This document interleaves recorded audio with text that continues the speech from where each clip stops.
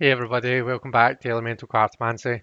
I am here because I've received a very exciting package and I'm going to open it up with you guys.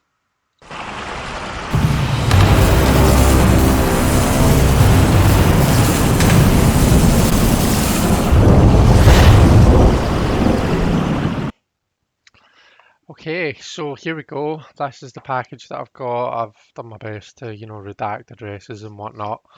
Um, I have actually already opened this. I received this before lunchtime today. And if you know me, you know that I'm not patient when it comes to, opening stuff like this up. So I did open it up, but I've packed it back up pretty much the way it came so as that I could share the unboxing experience with you. Um, so yeah, let me just, so I've cut into the sellotape, but it's quite a tough box to get into, so it is. Um, there we go. So this is of course the second edition of the Oracle of Echoes. Um, So it comes with this lovely note on the back of, this is by TOURIAN, and it comes with this lovely note on the back of her business card. So she says, "Thanks so much, Christopher. I hope that you'll love the second edition of the Oracle of Echoes. Blessings, Anna." So that was really nice. My mother would appreciate that she's used my full name. Not very many people do that, but I guess that was how I'd ordered it. The deck itself comes wrapped in this beautiful black tissue paper. Um, and then it has the protective bubble wrapping on it. So let's just get into that. Now the deck did come shrink wrapped as well, but obviously I've taken that off to have a quick nosy through it. I have only had a very quick look through the deck, um, but what we'll be doing is we'll be kind of looking through it in detail, and I'll just comment on the cards as I come across them. So it comes in a tuck box. It's your kind of standard type of tuck box. Works for me. It's going to keep the cards together. Um, the card stock is lovely. It reminds me of like kind of your make playing cards, like smooth or maybe superior smooth type card stock. It reminds me of my Zorical and the cards, the decks that I've got of Zane's, the Zorical and the uh, the Zenitaro. It has that kind of a nice smooth feel to it. And the size, I believe, is Taro size, but let's just have a look. Yeah, just a smidge bigger and broader than Taro size, but you're there or thereabouts. I don't know if you can see that. Um, so yeah, we've got the title cards, Oracle of Echoes, second edition by Anaturian, which is lovely. Now, what I need to work out is it best for me to have it like that, or will I zoom in a bit? Yeah, I think if we zoom in a bit, then we get to see the images nice and big, don't we? Um, so these are the backs of the cards, which is beautiful, and I understand that's been changed from the first edition. So here we have Trust, and we see this kind of character holding their heart in their hands that looks as though they're offering it to someone. So that's a stunning image, and the head here with the hair, it almost looks as though they're connected, this kind of energy around about the crown chakra, this connection to other. So yeah, absolutely stunning. Vulnerability. So the egg's been cut open, but the person isn't quite ready to come out yet. Um, as you know, I have pet snakes, and I watch a lot of snake tube, if you want to call it that, snake videos on YouTube, and what they do, what breeders do, as though when the clutch is matured, and they know when it's matured because when one egg starts to pip, which is the snake coming out of the egg, that means that they're all ready, because they're all kept at the same temperature and they don't all like kind of develop at different rates. And that when one egg's pipping, it means they're all ready. So what they do is they cut them. Snakes have this. I'm going way off on a tangent here. Snakes have what's called an egg tooth. It's this kind of wee tooth thing that's purely just used to cut their way out of the egg. And not all snakes develop this tooth properly. Not all of them can kind of cut their way out. A lot of them in the wild, this is, a lot of them die in the egg. They drown in the yolk because they can't get out. And obviously that's all, part of nature and natural selection. But when we're breeding them in captivity, there's no reason for, to stop them from coming out just because their egg tooth's not developed. There's no kind of a benefit to that having that later on. That it falls off, it comes away right away. So once one egg pips, they cut a wee slice in all of them, and that it just lets the snake come out when they're ready. And this is what that reminds me of in a really long-winded way. That's what I was trying to say there. It reminds me of the snake that's not quite ready to come out yet. It's still absorbing all the kind of goodness within the egg, and developing before it comes out. Trapped is absolutely stunning because we see them kind of we get the idea of being physically trapped, confined in this tight space, but also because it's in this square, this box shape, you get this idea of being boxed in, being put in being put in a box, being the labels that people put on us, and the expectations that they put on, that can often make us feel trapped. Maybe not literally, like physically confined, but it can make us feel very much trapped in our heads. And not just that, but the expectations and the labels that we put on ourselves as well. And we can see here that she's got the key around about her ankle, so she does hold the key that's going to let her out of this box. I'm saying she, it could be a he. Um, but yeah, they need to actually kind of go ahead and use that. Transformation here. I'm not really 100% sure what's happening in this card. I'm going to have to kind of spend a wee bit of time with it. I can see obviously the figure appears to be looking down and reflecting. I don't know if this is maybe like a chrysalis, if this is like a flower that they're looking down on. I'm not 100% sure. I know I like it. I'm just not 100% sure what it is. So let me know what your thoughts are in the comments. That would be great. Time to soar. So this is quite a clever image, because we have the bird here who's getting ready to kind of a take off and soar. But in the background, the bird's face makes up the eye of this kind of, yeah, the bird's face makes up the eye of this kind of what looks to be like a human face in the background. So time to soar, obviously it has connotations of, right, now's the time to shine, basically.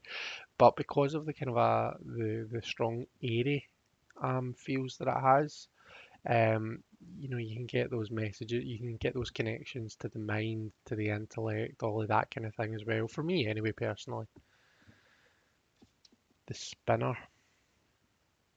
So this makes me think of someone who's got 101 things going on, and you see with them with the hourglass here, which makes me think time. Well, obviously it's a symbol of time. Um, it's connected to this wheel that they're holding. We see all of this business. It's a very busy card, but that works for me, because for me this looks like someone who's got a lot on, and they maybe need kind of that message of the Two of Pentacles. So much on, but you can't keep going like this forever. You're going to have to kind of make a decision as to what's vital, what's important, and choose to do that and maybe put some stuff aside for now, come back to it later. Um, but I mean, you may well get a completely different. You probably will, because I suppose the spinner doesn't really, it's not really, doesn't really match with what I've just described. Um, but that's the nice thing about like kind of a oracle cards, and particular oracle cards like this that doesn't come with a book. You're just relying on your own intuition. Got the moon, and this very much does feel like a tarot moon. So we have this beautiful moon first of all, but down below we have this kind of very shadowed scene. We can see this kind of shadowed figure here. We're not really too sure what we're seeing. And it just kind of speaks to me of what I'll often read as the deception of the moon. Casts a very deceptive light, casts a lot of shadows, and quite often we can't really trust our eyes. We don't really know what we're seeing. And that applies both literally to the moonlight and figuratively, metaphorically. We use the moon to symbolize, or we look at it as symbolizing our emotions, the emotional self. And sometimes when you're clouded by your emotions, it can kind of cast this deception on a situation. The lovers, stunning card. Um, we just, it does what it says in the tin. We see this connection. There's this vulnerability. There's this nakedness to them. Um, and yeah, just this kind of a connection. It's almost like you can see them. They're not kissing or touching up here. It's like we can see them in the process of connecting to each other. And we kind of see that down here as well. The crone. So we see our crone here is, part of the night sky. I suppose it is the night sky, isn't it? But we see the earth, the earth and the sky, and then the crone is like kind of I suppose the join. It's the connect between the two. Gaia and Uranus. The earth and the air, or the earth and the sky. Um, and it's just that it's that balance that I'm getting from this balance of opposites. The ancestors. I'm going to move these because these are like wanting to go off on an endeavour of their own. The ancestors, so family tree is what I get from this. So again, does what it says in the tin. It does make me feel ancestors and stunning image. Symbiosis. Not actually 100% on what symbiosis means. I don't mind admitting.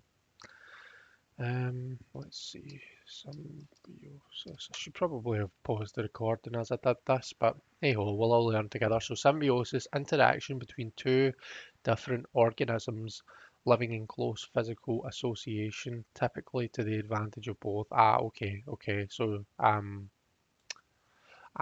Yeah. So it's where we get the word symbionts. Living together for mutual advantage. That's how Qui-Gon Jinn describes the midichlorians to young Anakin Skywalker in the Phantom Menace.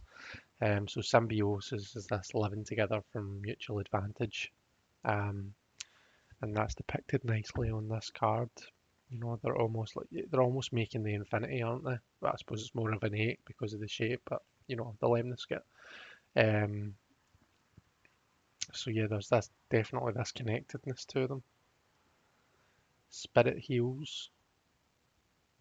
So we see this kind of a figure in the sky, and it's in this embrace with this.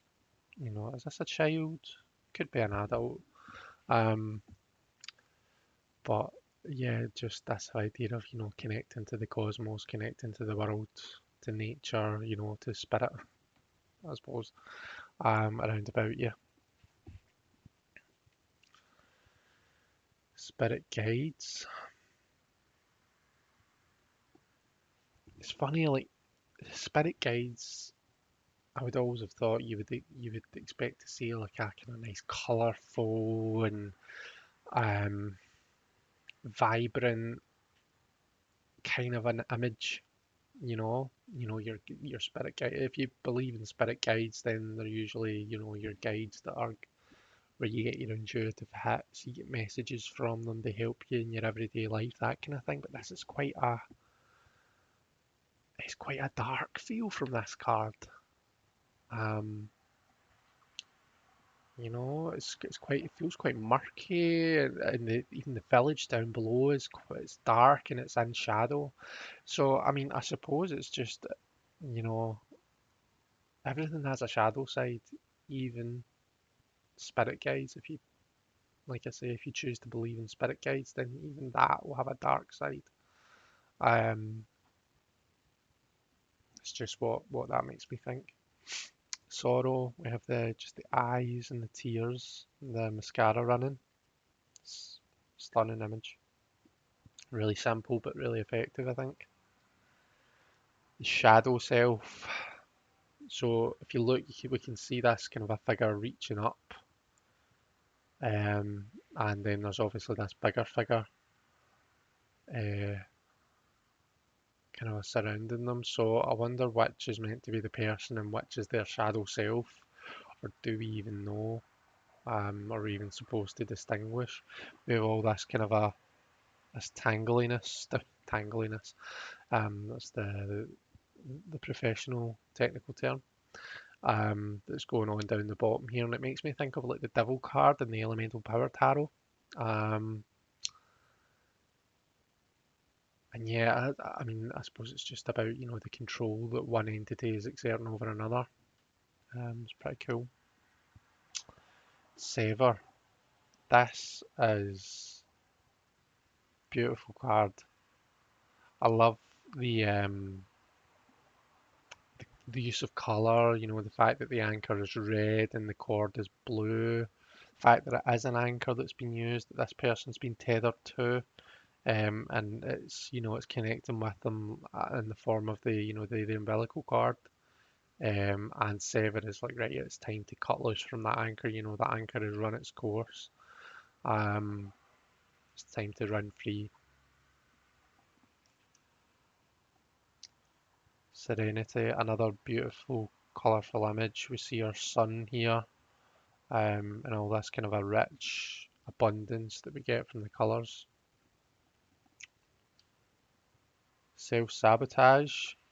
Um, so this is really cool. I'm enjoying this. So we see the person, there's one part of them wants to go one way and the other part is clinging on for dear life here. There's a staircase in the background. So does the person want to go up the staircase, but, in some way they're tethering themselves to whatever this dark business is down here.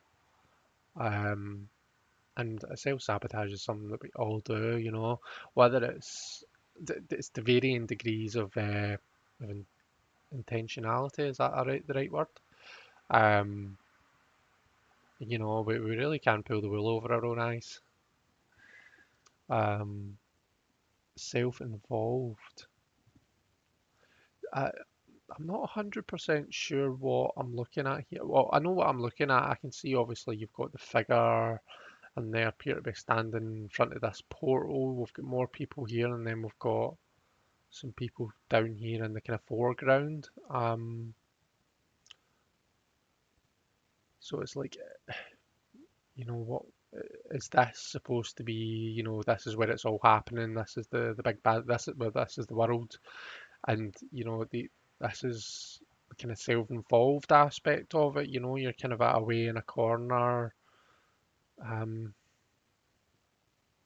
involved in yourself. I guess I'm not really sure like, how I'm supposed to read the image. I guess is what I'm saying. Again, if you've got any thoughts, you know, it's only going to take for one person to say it's that and it'll click with me, but it's just the penny hasn't quite dropped yet, I don't think. This is this is really, really beautiful. And also before I saw this, I was kind of watching through Jelly at Little's Crone, her videos on the witch's wisdom. And for now, which one is it? She talks about taking the sacred pause. It's the four of air, with with the big trees with the eagle's nest up the top. Um, Jilly talks about the value of taking the sacred pause. Think about if you're going through a shitty situation, and your first instinct is to react to that. Stop and ask yourself like, what's actually the worst that's going to come out of this? In a year's time, am I still going to be? Is this still going to affect me? Is it something that I'm still going to worry about? Is it something that I need to take action on, or can I just kind of take a step back, and let it blow over, that type of thing? And this makes this just And then I saw this card and I was like, oh, wow, that's exactly what Chile was talking about. And obviously we've got this beautiful butterfly on this leaf, and it's just stunning. I kind of need to find a thesaurus and find more words for stunning because I feel as though I use that word a lot. Um, Reflection. So we can see um, the eye in the hand and the one in the kind of a cup. And then we've got these faces. Well, obviously we've got what I would read as the main face here is the person, but then we've got this face behind them as well. So I suppose just a time to stop and think, to reflect, to be in thought uh, about what's going on around about you. You know, the use of the cup could, you know, it could be like an emotional read that we get off this card, but then again, it feels quite fiery, doesn't it? Um, So yeah, I think this is quite a versatile image. Protection, stunning, does what it says in the tin.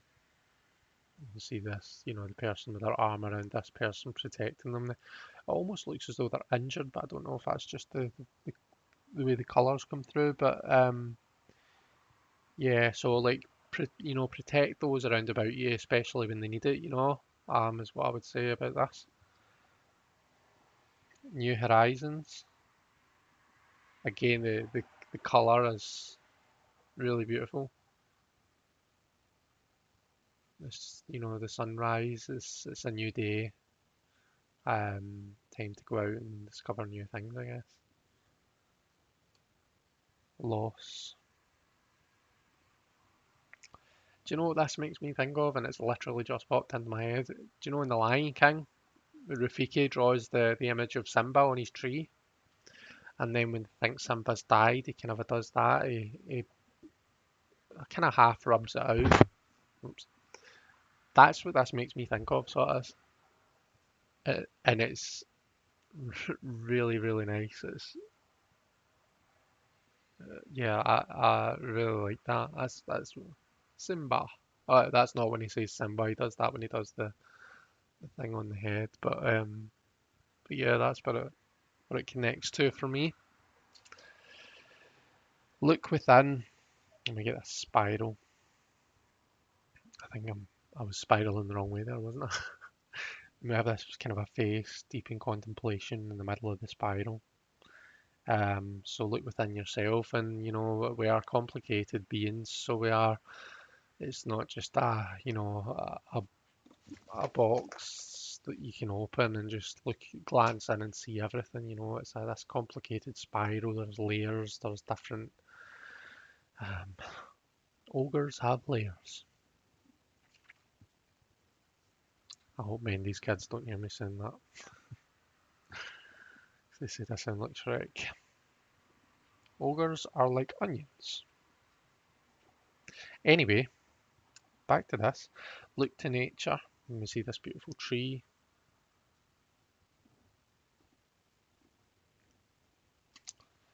And listen, and again, we've got that spiral. Okay, so we've again the idea of, you know, the human being being complicated, and you know the information coming in, and it's a really cool image as well. I like it. I like the use, you know, the bright use of color. Okay, so pause there to go for dinner. But we're back and we're moving on to Limitless. Okay, so yeah, so we appear to have this figure who's like kind of a reaching beyond, reaching up. Is this trees down the bottom here? I'm not 100% sure. Let's have a closer look.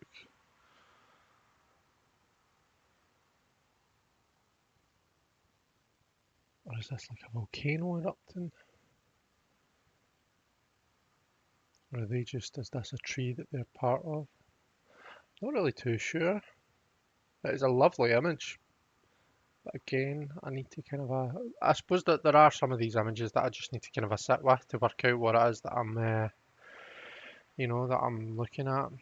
Let go. So we've got this, looks to be like a bridge, or is this a bridge, or is this like a pier with this, the water there?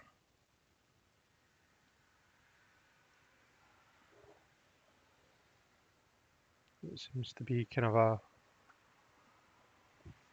Yeah, it looks like it's like a bridge over water, and it's kind of just disappearing beneath the depths, doesn't it? So it's let go. Intuition. This is a lovely card. We have these nice kind of the violets and indigo colours that connect to the crown and the third eye chakra. We see the third eye. We have this kind of a crescent moon here. So definitely, fits with the idea of intuition.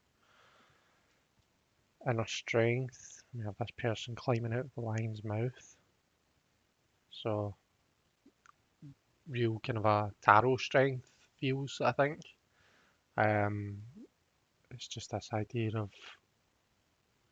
using it's kind of a, like, the parable of the scorpion and the toad. Um, using your strength wisely. Don't cut off your nose to spite your face type of thing. Inner child. You see the person's inner child here, vibrant and these fiery colours. It's the inner child's being kind of a release, let out. Imperfect beauty.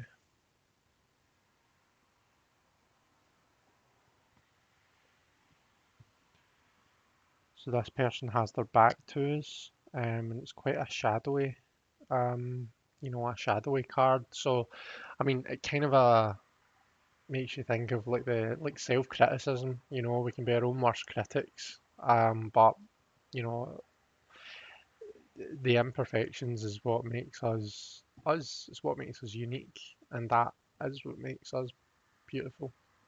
Um, so this is a really powerful card. I think that this will kind of connect for a lot of people. Hope. We see that light shining through this kind of a vortex of darkness. House, or sorry, home. I have this kind of it reminds me of the Weasley's home, the Burrow. So it does. It has this eye up here, which is interesting.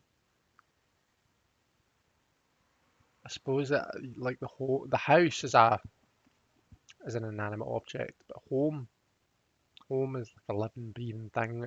It moves with you. Home is where you feel safe and secure and protected. Um, Home can be a person, you know. Um, Home can be a place that's different from where you live, that's different from your house, you know. So I suppose it's nice that we see, um, the eye, the kind of 11 features on this home. Healing. So we see this plant growing despite the kind of the darkness, the corruption around about it. Um, it's pretty cool. It's just kind of a starting to sprout, just starting to heal, I suppose. So it's all of the kind of the murkiness, the darkness is, I suppose, would represent what we're healing from, and then this represents the start of something new that brings about that healing. The goddess speaks, and then we have also God speaks. Both pretty cool cards.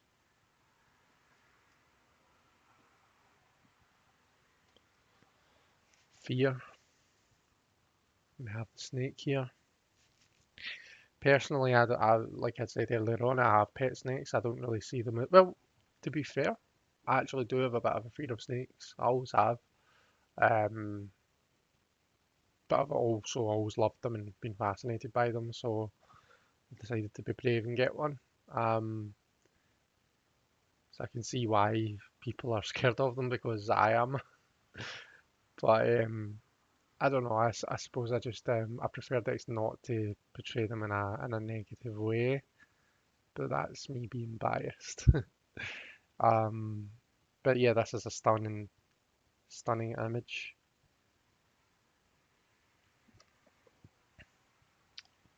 Father Time or Father Time rather than Father Time. So time is the thing that that there's a riddle that's in one of the Lord of the Rings films. This is a really geeky, like lots of geeky films referenced in this, but there's a riddle that's referenced in one of the Lord of the Rings films, and it's basically what eats away at everything. I think it's in Lord of the Rings. It's the Hobbit film, and the scene with Gollum and Bilbo Baggins. And it's like what eats away at everything, what crunches down on everything. And the answer is time, basically, is what it makes me think of. But we're all, you know, I know like time is, people like to say that time is a construct, it's made up. I mean, I suppose we've made up parameters and terms to, we've defined it, we've to understand it, but time itself, although it's relative, and we maybe don't fully understand exactly how it works. It's not quite as linear as what we think. Time itself is a very real thing, and it's something that we're all at the mercy of. Discord, we see that here, this argument, um, and this apple that's hanging from the tree.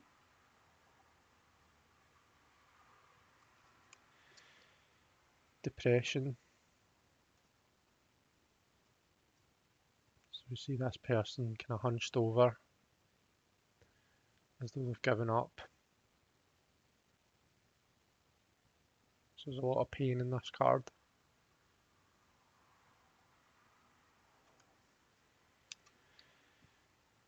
Decisions. So it's kind of like the paths in Lenormand, I guess. You see the different routes that can be taken.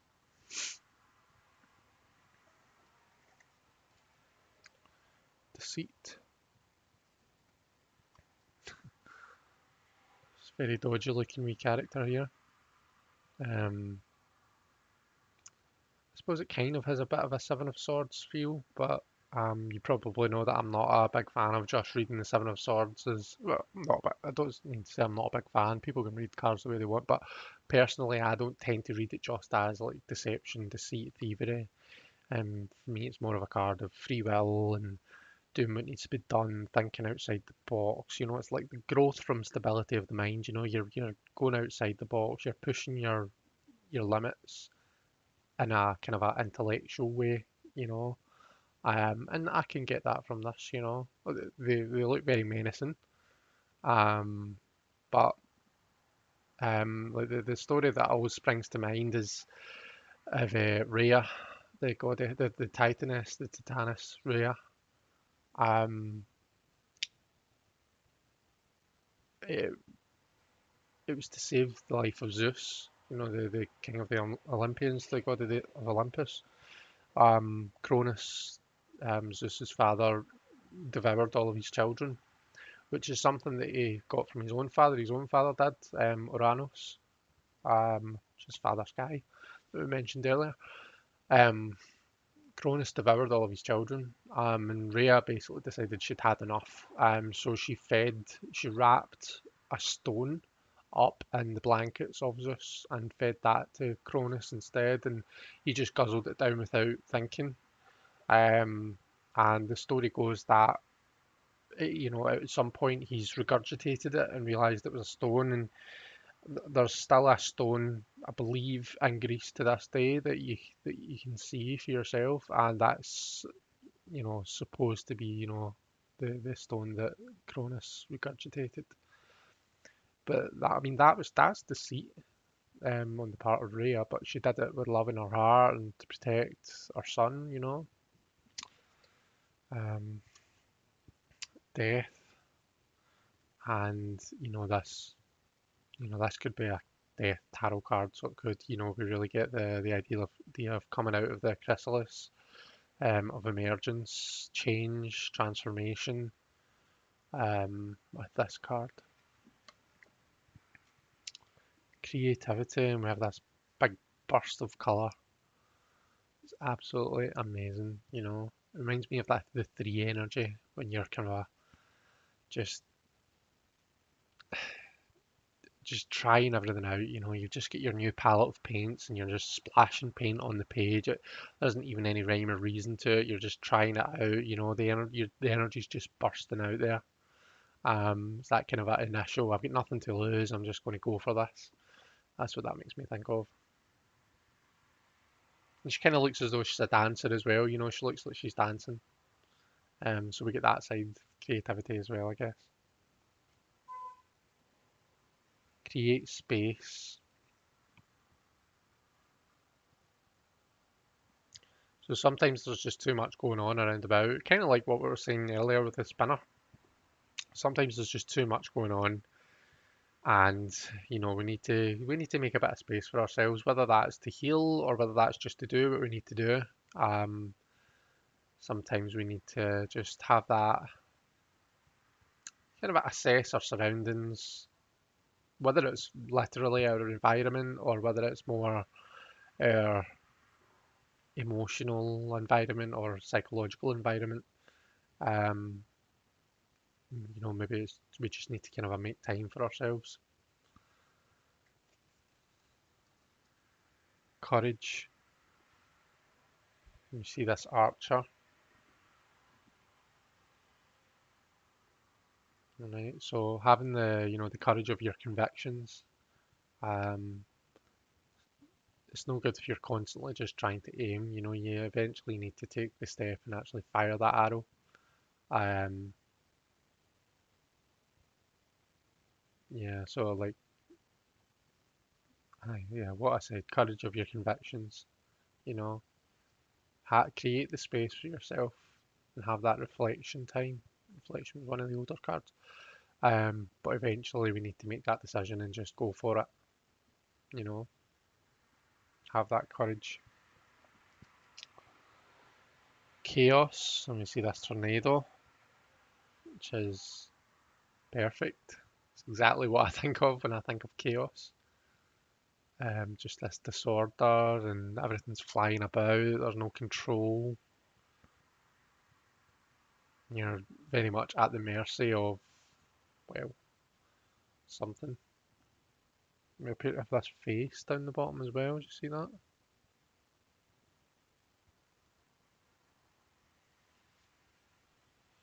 Breakthrough.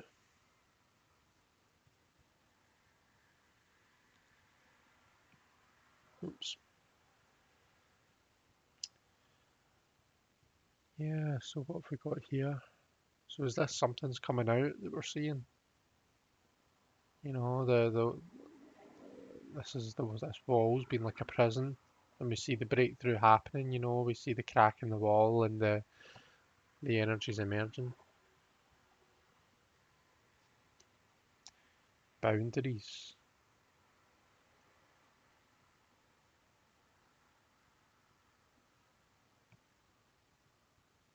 I see it. Okay, I see it on the screen. So we've got this person here, and they're right at the edge of this kind of a cliff edge.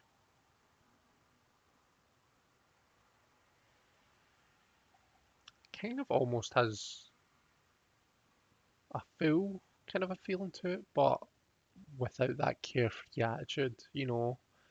Very much with he's analysing, he's looking down, he's looking to see, if I keep going, Where am I going to, where will I fall to? You know, he's testing the boundaries, isn't he? But very kind of we see the boundary between two different areas beyond the veil.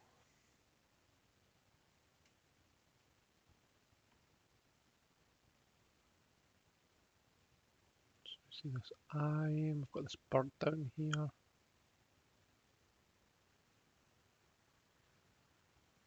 And again, we've got this kind of a brown, shadowy black, murky colours. Um, so do these kind of colours, is Anna using them to illustrate the spirit world? Um, who knows? Balance. This really has, you know, a temperance feel about it.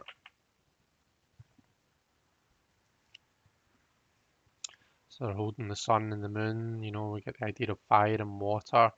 They seem to be straddling the you know, the boundary between this very cosmic place and this kind of a corporeal place.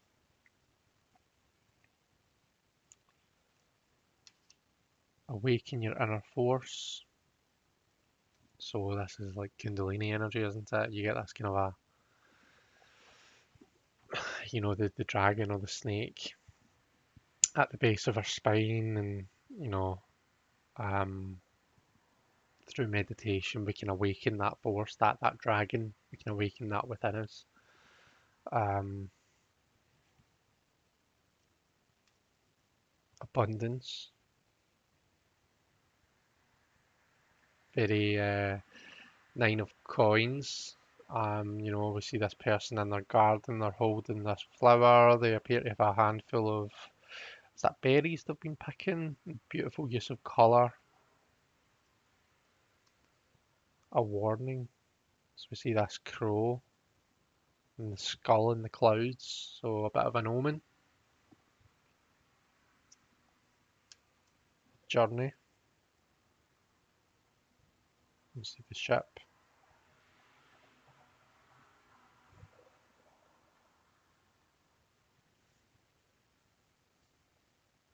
A gift. This is beautiful. Just this flower. The colours. The use of colour in this deck is really, really, really powerful. Honesty. So let me just hold this closer so I can see what's happening.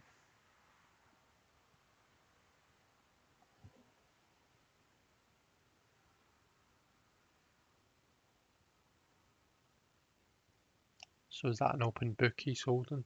So he's saying he's like an open book. There's no secrets.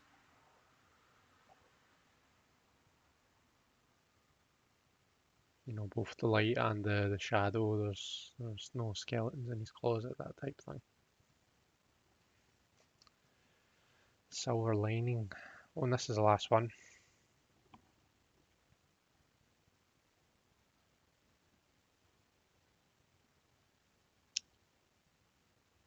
Okay. So that is the second edition of the Oracle of Echoes. Now, what I normally do at this stage, if this is a tarot deck that I'm walking through, is I will do an interview spread. I'm not sure whether, well, do you know what? Let's go for it. Whoops. So it riffles nicely. Um, like I said, it's got that kind of a make playing cards type card stock. Kind of a superior smooth. Um, so it riffles like a dream, it shuffles like a dream. Um, let's try one again though. So if this was a tarot deck, I would need to be stopping the recording, doing my 7 riffle shuffles to make sure that it's properly randomised. But because there's no order to them, and because you know, I'm not going to remember what order they're supposed to be in, that's not really going to annoy me as much. Um, what I will need to do is I'll need to zoom out a bit. Oh, and now you're seeing everything that's down here, but ignore that. Hopefully I'll be able to kind of fit 6 cards on here.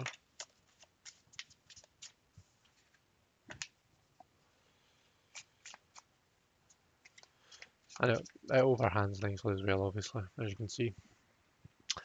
Okay, so the first card, tell me a bit about yourself. Oh, it's a gift. That's a nice card to get.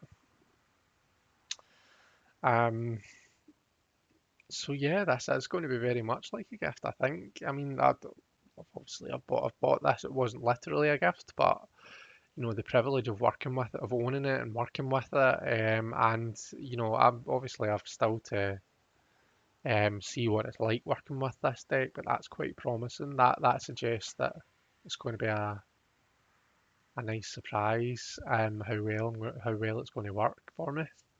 This is strengths, Father Time. So, you know, is it going to stand the test of time? Is that basically what it's saying to us? You know, this isn't going to be one of those ones that, um, yeah, I'm going to have it out for a day and then it goes in a corner and I forget about it. You know, this is one that's going to be very much a reader for a long time. It's going to be one of the classics. Weaknesses and limitations, new horizons. So it's maybe not the best at identifying, you know, new opportunities that are happening. I'll be quite keen to put that to the test, to be honest, because I think, you know, any deck can look at that kind of a thing. Um, but perhaps what it's saying is, you know, my strength is looking at things that have, you know, that are ongoing and that have developed and that are perhaps a bit more long-standing issues rather than looking at, you know, things that are just emerging. The next one is the one that I always forget. What are you here to teach me? Oh my God, honesty, that honesty card. So how to be an open book, really, you know, um, how to be truly honest.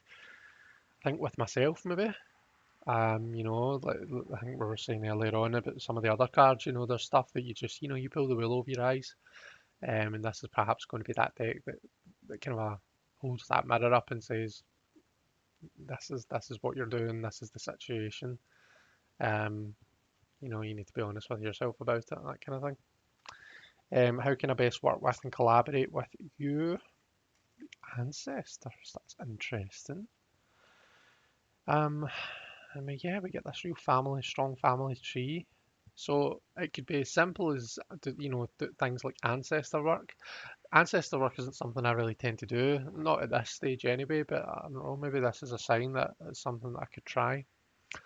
And then the last card is kind of a like, what is the outcome of a relation or working relationship, or what is our relationship going to be like? Outcome feels very final, but obviously I'm going to have this deck, well, forever now, I would assume. Um, so outcome feels as though there's an end point, whereas, yeah, what is a relationship going to be like? And we have a journey. So this makes me think of the ship card in Lenormand, which is kind of a like, you know, the idea of the ship is it's a slow journey, and the learnings are in the journey itself. It's not in the destination isn't the point. The point is what you learn and what you pick up along the way. Um, so I think this is going to be very much a deck to work closely with, pull from, you know, if not every day, then every week, and really kind of soak up those experiences. And I'm, like I say, I'm keen to try to test you know, to test out what it's saying here about the new opportunities thing, and to find out more about what it's meaning by the ancestors being how we work and we collaborate together. Um, but yeah, anyway. So that is the Oracle of Echoes, guys. I hope that you enjoyed this. I hope that you love the deck. If so, then pop over to Anaturian's website and I'm not even sure if you can still get a copy, but if you can, then I'd highly recommend it. Um, what I'll do is I'll put a link in the description to her website and let you go and have a nosy and see if it's still for sale. So I'll leave it there, guys. Thank you so much for watching and take care, everyone, and I'll hopefully see you soon. Bye bye.